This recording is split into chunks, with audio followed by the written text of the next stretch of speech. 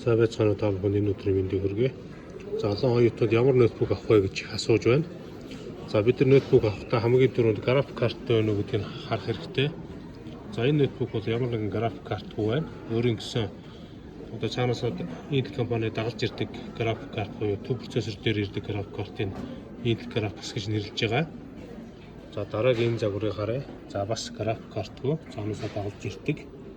Iris гэдэг маань Intel график картны өөрийнх нь график карт байгаа. За тэгвэл график картаа загварыг яаж таньж мэдэх юм бэ гэхээр маш амархан байгаа. За ийшлээд одоо харъя. За график картаа загвар маань ингэж харагдана.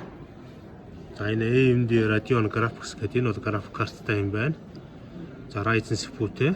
За дараа нь Intel компани болохоор NVIDIA компани болохоор юм ногоон логотой байгаа. NVIDIA GeForce гэдэг. За энэ бол i9 CPU-тэй график карттай ноутбук байна. За график карттай ноутбук авахдаа бид нэр шуурхай санахыг нь яаж авах вэ гэхээр болж игэл 16 ГБ-ийн шуурхай санахайтай. За хадгалах төхөөрөмж нь 512 ГБ байж болно. За тэгээд CPU нь 13000-аас дээш үеих байх ёстой. За энэ доор график картын мэдээлэл энэ дээр байна. 4060 8 ГБ-ийн график карттай байна. За тэгэхээр энэ хүү ноутбук маань яаж ажиллах вэ гэхээр нэг өсөндөө 8 ГБ-ийн шуурхай санахайтай график карттай багтаамжтай ч гэсэн шуурхай санахайнаас шеэр хийгээд энэ компьютер маань 8 ГБ-аар ажиллана гэсэн үг.